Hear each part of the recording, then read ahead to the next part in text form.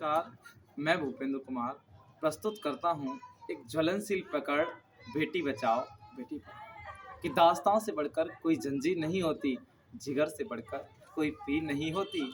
कोई इंसान हो, भगवान हो या हो धनवान कोई, पर बेटी से बढ़कर कोई तस्वीर नहीं होती। यूँ तो हम 21वीं सदी में बड़ी-बड़ी बातें करते हैं और कहते हैं भारत देश ने बहुत तरक्की कर ली है, पर देखना ये है क्या वास्तव में मनुष्य की सोच ने कोई तरक्की की है?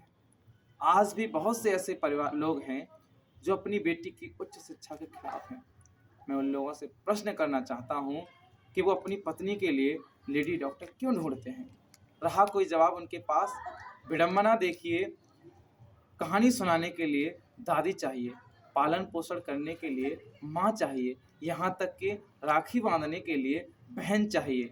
लेकिन जनाब, इस मासूम बेटी ने आपका क्या बिगाड़ा है? आपको बेटी क्यों नहीं चाहिए?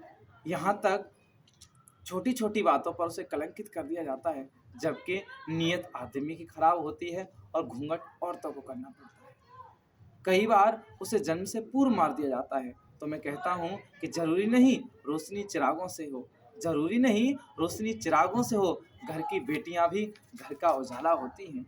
और उन परिवार वालों से कहता हूँ कि नकली भगवानों की पहचान होती है खोखा और पेटी।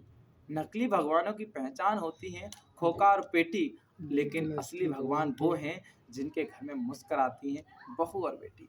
बेटा बारिश है तेरे तो फोन की बेटी ब्राइटनेस आपका कम कैसे पारस है? है। बेटा मान है तो बेटी गुमान है।